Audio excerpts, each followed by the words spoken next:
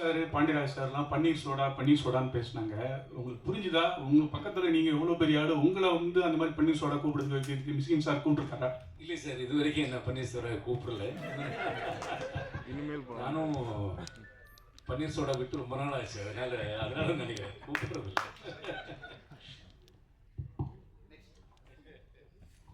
Sir இங்கே இங்கே மிஸ்கின் sir மாதிரி வந்து மிமிக்ரி பண்ணி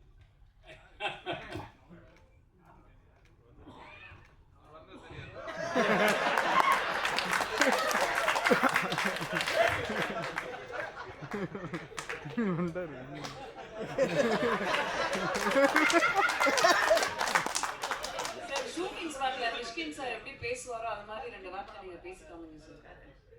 ஓ my God.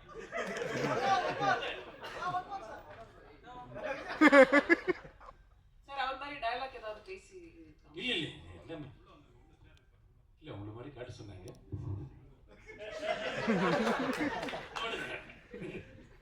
Thank you. Mysskin sir நீங்க சம்பளம் நிறைய கேக்குறதா சொன்னாங்களே, ஒரு படத்துக்கு எப்படி கமிட் பண்றீங்க? எங்கேம்மா இருக்கு? எங்கே கவிதா கொஞ்சம் எந்திரிச்சு கேளு கவிதா. உன் குரலை நீ எங்கே பட்டாலும் கேட்கணும். ஆக்சுவலா என்னம்மா சம்பளம் அதிகமா கேக்குறதா சொன்னாங்களே. ஆமா, அதாவது டேரக்ட் பண்ணுறது கொடுக்க மாட்டேன்றாங்க, அதை நடிக்கிறது கேட்குறது கொடுத்துறாங்க. ஆமா, மியூசிக் ஷோக்கெல்லாம் ஜட்ஜா போறீங்க, உங்களோட ஃபேவரட்டான சாங் எங்களுக்காக ஒரு 2 லைன்ஸ் பாட முடியும்? செந்தில் வந்து தீண்டும் போது வண்ணமோ மனசுல, திங்கள் வந்து காயும் போது என்ன வண்ணமோ நினப்புல, வந்து வந்து மோதுதம்மா என்னமெல்லாம் வண்ணமம்மா, எண்ணங்களுக்கு ஏத்தபடி வண்ணமெல்லாம் மாறுமா, உண்மையம்மா உள்ளத நான் சொன்னேன் கண்ணம்மா சின்ன கண்ணே.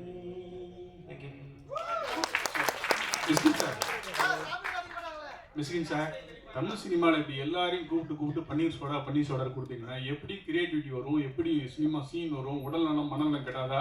பாண்டியராஜ் சார் பன்னீர் சோடா குடிப்பாரு எங்களுக்கு எனக்கு தெரியும். நீங்க பன்னீர் சோடா குடிச்சது இல்லையா? பன்னீர் சோடா குடிச்சு பாருங்க, உங்களுக்கு உடல் நலம், அறிவு நலம், மனநலம் எல்லாமே நல்லா ஜாஸ்தி ஆகும். ஆக்சுவலா அது வந்து கோட் வேர்டு. நீங்க நான் எதை சொன்னீங்கன்னு நீங்க சொல்ல முடியாது. அதனால தான் இப்போ நாங்கள் கண்டுபிடிச்சிட்டோம். we coin a word called panneer soda. it can be a real panneer soda, it can be a pseudo panneer soda. நீ சொல்றது மாதிரி நான் பன்னீர் சோடலாம் விட்டுட்டேன். இவர் சொன்னது 3 வருஷத்துக்கு முன்னால கதை. ரொம்ப நல்லவன்டா வெங்காய கருப்பா.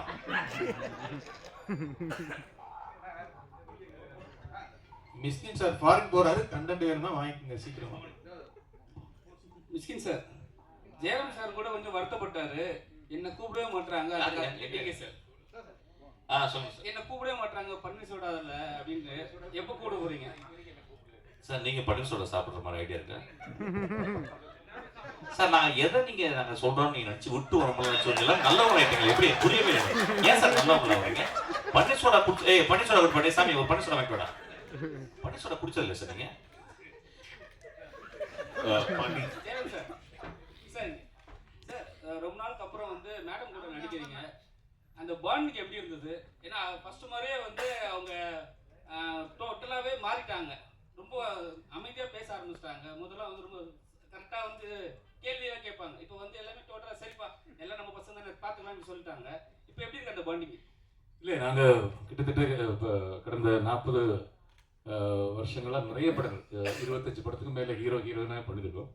எந்த இடத்துல இந்த கிவ் அண்ட் டேக் மாதிரி எந்த இடத்துல நம்ம எந்த ரியாக்ஷன் போட்டால் உருவசி அதை எப்படி திருப்பி ரியாக்ட் பண்ணுவாங்கிறது அது இத்தனை படங்கள் பண்ணதுனால நிறைய தெரியும். நாங்கள் சேர்ந்து நடித்த படங்கள்லேயே 6 படத்துக்கு ஸ்டேட் அவார்டு வாங்கியிருக்கேங்க மலையாளத்தில்.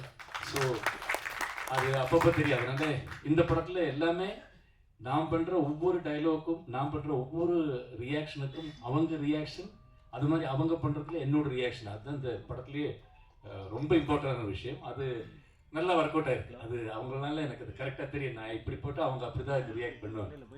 பாண்டி இங்க மணி வாழ்த்துக்கள், ரொம்ப நல்லா இருக்கு ட்ரெய்லர் பார்த்தேன். Thank you sir. இப்போ 2 கேள்விகள் எனக்கு உங்ககிட்ட. ஒன்று வந்து ஊர்வசி அம்மா பேசும்போது சொன்னாங்க, இந்த படம் வந்து மலையாள படங்கள் ரொம்ப வேகமாக எடுப்பாங்க, ஆனால் மலையாள படத்தை விட வேகமாக வந்து இந்த படம் எடுத்தது எப்போ ஷூட்டிங் ஆரம்பிச்சு எப்போ முடிச்சிங்கன்னே தெரியல அப்படின்னாங்க. அது ரொம்ப பெரிய காம்ப்ளிமெண்ட்டாக பார்க்குறேன். எத்தனை நாள் எடுத்தீங்க ஒன்று, அண்டு இதுக்கான கதை எங்கேருந்து ஆரம்பிச்சது? இந்த கதை வந்து ரைட்டிங் ரொம்ப நல்லா இருக்குன்னு சொல்கிறாங்க. இந்த ரைட்டிங்க்கு என்ன வாட் இன்ஸ்பயர்ட், எங்கேருந்து ஆரம்பிச்சது, தொடக்க புள்ளி எது? நம்பர் ஆஃப் டேஸ் வந்து சொல்ல முடியாது, ஏன்னா பட்ஜெட் பிஸ்னஸ் பற்றி பேசிக்கிட்டு இருக்கிறேன். ஒன்றும் இல்லை, 45 நாள் படத்தை முடிச்சிட்டோம். 45 நாள் படம், 2 நாள் இந்த ப்ரொமோஷனுக்கு 2 நாள். அதுக்கு எல்லாமே காரணம் என்னுடைய டீம், என்னுடைய ஆர்டிஸ்ட் தான். ஏன்னா அவங்க ஒன் டேக் ஆர்டிஸ்ட் எல்லாருமே. அப்புறம் இவங்களை வச்சுக்கிட்டு எத்தனை நாள் எடுக்கிறது, அது பெரிய இதுவாக இருந்தது.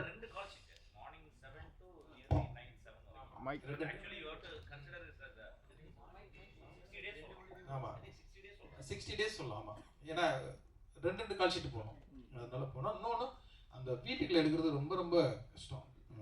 அம்மா சொன்னது மாதிரி கேமராமேன் வந்து அப்படியே ஃபுல்லாக வீடியோ தெரியாது, ஃபுல்லாக பிளாக் கலர் போட்டு மூடிடுவார். சின்ன இடம் தான். அதுக்குள்ளே என்ன பண்ணுவாங்கன்னா, இவங்க பண்ணுற காமெடியை சிரிக்கிறதுக்காகவே கூட்டமாக எல்லாம் மேக்கப் எல்லாமே அப்படியே நின்றுவாங்க. உங்கள் காம்போவை பார்த்து சிரிக்கிறதுக்காகவே ஒவ்வொரு போயிட்டே இருக்கும்.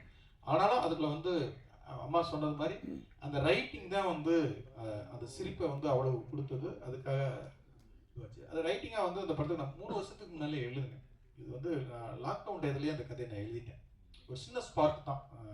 என்னுடைய அஸ்வின் அசிஸ்டண்ட், கப்புள் ஃப்ரெண்ட்லி டைரக்டர்னால அவன் வந்து ஒரு வெப் சீரிஸ் சொன்னான், இது பாருங்க உங்களுக்கு ரொம்ப பிடிக்கும் அப்படின்னு சொன்னான். அந்த ஹிந்தியில் வந்து குல்லக் அப்படின்னு சொல்லி சோனியில் இருக்கும் அந்த வெப் சீரிஸ். அதை நான் பார்த்தேன். இதுக்கும் சம்மந்தம் இல்லை, அதனால் தான் தழுவல் அப்படின்லாம் போட்டுறாதீங்க, அது சீன் எதுவுமே இருக்காது. அதில் ஒரு அப்பா அம்மா 2 ஆம்பளை பசங்களுக்கு நடக்கிற ஒரு கதை. அது வந்து இதை சொல்லிட்டேன், இது மாதிரிலாம் நான் வந்து ஒரு வாரத்தில் கதை பண்ணிடுறேன்டா அப்படின்னு எங்கள் பண்ணுங்கன்ட்டு போயிட்டான்.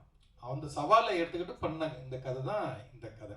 அது வந்து அப்புறம் வேறையா சுவாரஸ்யம் மாறி அதுக்குள்ளே ஒரு கொலை விழுந்தா எப்படி இருக்கும், அந்த கொலையை யாருது அப்படின்னு அது வந்து ஒரு கதகளி நான் ஏற்கனவே பண்ணியிருக்கிறதுனால அந்த மூடுக்குள்ளே இதை வந்து ஒரு டார்க் காமெடியாக பண்ணால் எப்படி இருக்கும் அப்படின்ட்டு நான் ஸ்கிரிப்டாக எழுதி தூக்கி வச்சுட்டேன். அப்போ ஜெகண்ணன்கிட்டையும் திவ்யா அவங்க அப்போ வந்தாங்க. அவங்க வந்து வேற ஒரு படத்தில் ஒரு ஃப்ரெண்டு. இந்த ஸ்கிரிப்ட் புக் எடுத்து கொடுக்கும்போது அவங்க வந்து, சார் இதை உடனே பண்ணுங்க சார், இது ரைட்டிங்கும் செம்மையாக இருக்குது அப்படின்னாரு. சண்முகராஜன் சொல்லி நண்பர் ஒருத்தர், அவரும் வந்து பாண்டியராஜ் ரொம்ப நாளைக்கு அப்புறம் இது வந்து உங்களுடைய ரைட்டிங் அது வேற மாதிரி இருக்குது அப்படின்னு அவங்க சொன்னதுனால சரி இதை போய் படமாக பண்ணிடலாம் அப்படிங்கிறது. ஒவ்வொரு ஆளும் இந்த படத்தை பண்ணுறதுக்கு ஒரு உந்துதலாக இருந்தாங்க. அதில் என் உதவி இயக்குனர் ஜீவான்னு ஒருத்தர் இருக்கிறான். அவன்கிட்ட தான் நான் எழுதி டைப் பண்ண சொல்லுவேன். அவன் பண்ணும்போதே டைப் பண்ணும்போதே அவன் பயங்கரமாக இதுவாகும், சார் செம்மையாக இருக்குது சார், அது ரைட்டிங்காகவே நல்லா இருக்குது அப்படின்னு. அப்போ எல்லாருமே சேர்ந்து இந்த பெரிம்பலன்கோவை என்னை பண்ண வச்சுருக்காங்கன்னு தான் நான் சொல்லுவேன். சார், தமிழ் கமல் சார் அவங்க நடிக்க காரணம் என்ன? 7 வருஷத்துக்கு வாங்கின கடனா இல்லை நன்றி கடனா? கடன் நன்றி கடன் ரெண்டுமே இருக்கு. அன்னைக்கு வாங்கின அட்வான்ஸ் மட்டும் கிடையாது. எனக்கு பிரச்சனை வரும் போதெல்லாம் வந்து இவர் தான் ஃபோன் அடிப்பேன். எப்பவுமே இல்லைன்னு சொல்லாம கொடுக்குற ஒரு நல்ல நண்பர், ஆத்மார்த்தமான நண்பர்.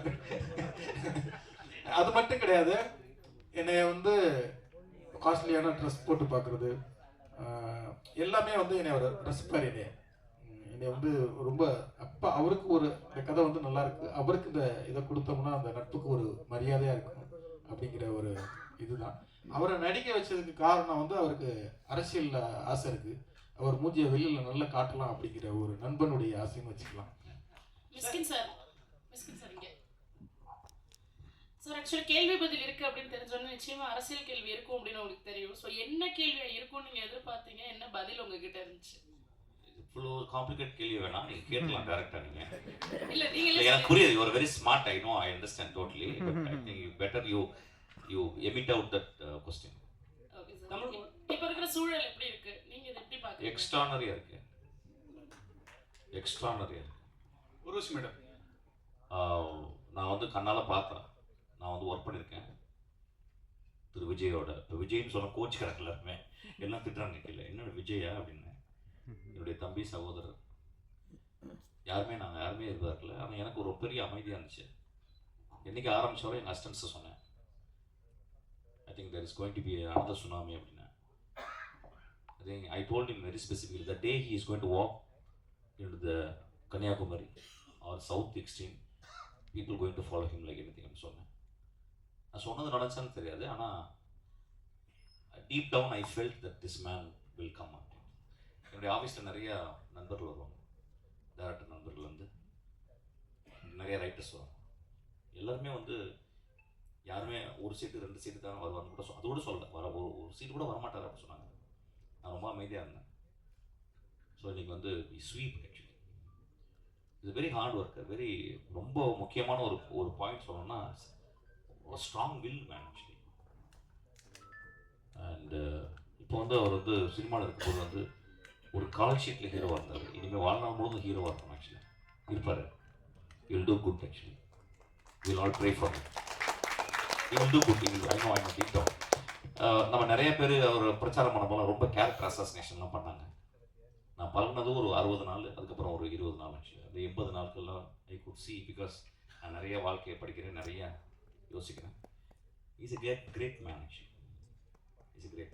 இப்போ சொல்லுவாங்க நிறைய பேர் வந்து இதெல்லாம் வந்து தேர்தலுக்கு முந்தி தேர்தலுக்கு முந்தி சொல்ல மாட்டேன். Because we are apolitical. We know both the families. எங்களுக்கு தெரியும், எனக்கு உதயம் தெரியும், உங்களுக்கு தெரியும். நாங்கள் தேர்தல் அப்போ நாங்கள் எதுவுமே சொல்லக்கூடாது. We have to keep quiet. There are the places where we have to keep quiet, we have to keep quiet. So I kept quiet actually. But deep down, I felt this is going to happen. 100% is going to happen, I know that. And it will happen. And he is going to do wonder, I am telling you. நான் வந்து நிச்சயமாக போய் எந்த ஒரு ஹெல்ப்புக்கும் போக போதில்லை. அவர் எந்த இடத்துல நான் டிஸ்டர்ப் பண்ண மாட்டேன். டிஸ்டன்ஸ்லேருந்து பார்ப்பேன், டிஸ்டன்ஸ்லேருந்து வாழ்த்துவேன், டிஸ்டன்ஸ் தான் அவருக்கு ப்ரே பண்ணுவேன். இதுக்கு நான் சொல்கிறது வந்து கொஞ்சம் கூட எந்த ஒரு அஜெண்டாக்காகவும் நான் சொல்லவே இல்லை. He will do great things. நம்ம சொல்லலாம் அவருக்கு என்ன அனுபவம் இருக்குன்னு சொல்லிட்டு. வந்த எல்லாருக்குமே அனுபவம் கிடையாது. அவர் நல்ல மனுஷங்க இருக்கிறாங்க, சகாயம் போன்ற மனிதர்கள் இருக்காங்க. They will teach him. Best people இருக்காங்க. They will teach him. He will do great things to people. I know that. Thank you.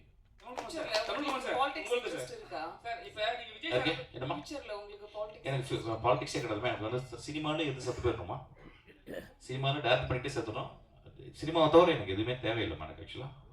ஏன்னா சினிமாவில் இருக்கும்போது கிடைக்கிற ஒரு சுதந்திரம் நான் பாலிடிக்ஸ் போகும்போது எனக்கு கிடைக்காதுமா. எனக்கு வந்து இந்த சினிமாவுக்கு வந்து எங்கள் தலைமுறை ஒரு 100 தலைமுறைக்கு எனக்கு வந்து புண்ணியம் செஞ்சிருக்கு. எனக்கு I am very happy about this. No point in my life வெளியே enter politics. That is not my forte actually. Tamilkumar sir, நீங்கள் விஜய் சார் போய் மீட் பண்ணீங்க, அவர் வீட்டில் வந்து தமிழ் சினிமா கோரிக்கை வச்சுக்கிறீங்களா? என்ன நிறைய வச்சிருக்கோம், நிறைய ஒரு மனுவாகவும் கொடுத்துருக்கோம், பண்ணித்தரேன்னு சொல்லியிருக்காரு. உடனே பண்ணித்தரேன்னு சொல்லி ஊர்வசி மேடம், பாண்டியராஜ் சார் சொன்னார், ஒரு முக்கியமான உங்கள் வீட்டில் வந்து ஒரு துஷ்டீர் இருக்கும்போது, அண்ணன் இருக்கும்போது வந்து நீங்கள் நடிச்சீங்க, மறுநாளே வந்து நடிச்சீங்க, அது காமெடி சீன்லன்னு நீங்கள் நினச்சிருந்தா அந்த ஷூட்டிங்கை வந்து கேன்சல் பண்ணிக்கலாம். ஆனால் வந்து இது இல்லாமல் நடிச்சிங்க, அது காமெடி சீனு. அப்போ வந்து ஒரு சிஸ்டராக உங்கள் மனநிலை எப்படி இருந்தது, ஒரு நடிகையாக மனநிலை எப்படி இருந்தது? அது வேண்டாமே, இது ஒரு எமோஷனல் மீட்டிங் இல்லையே. அது ஒரு இன்சிடென்ட், அதை நல்ல விதமாக சொல்லி அதை விட்டுட்டார். அதை பற்றி நிறைய பேர் அந்த கேள்வி கேட்கக்கூடாதுங்கிறதுனால தான் உங்கள் யாருக்கும் நான் அதை பற்றி சொல்லலை. இது 100% பர்சனலான ஒரு விஷயம். அது என்ன ஒன்று, அந்த யூனிட்டில் யாருமே அதை என்கிட்ட கேட்கல, டைரக்டர் கேட்கல. எஸ்பெஷலி ஜெயராமுக்கு என் ஃபேமிலியில் எல்லாரையுமே தெரியும் வருஷக்கணக்காக. அவர் எதையுமே கண்டுக்கல. அவர் அதுக்கு முந்தின நாள் எடுத்த காமெடி சீனை பற்றி எல்லாம் பேசி பாண்டியராஜ் எதுவுமே கண்டுக்கல. ஏன்னா எதையாவது கேட்டாக்கா நம்ம அந்த இது மாறிடும் இல்லைங்களா. அவர் ஒரு பெருந்தன்மையான ஒரு விஷயம் சொன்னார், நம்ம அதை இப்போ டிஸ்கஷன் வச்சுக்க வேண்டாம். Okay sir. பாண்டியராஜ் சார், நீங்கள் ஸ்டேஜில் சொன்னீங்க சாண்டி மாஸ்டரை வச்சு செஞ்சேன், இன்னும் நல்லா நடிக்கிறாரு, இன்னும் மேலே மேலே வருவாருன்ட்டு.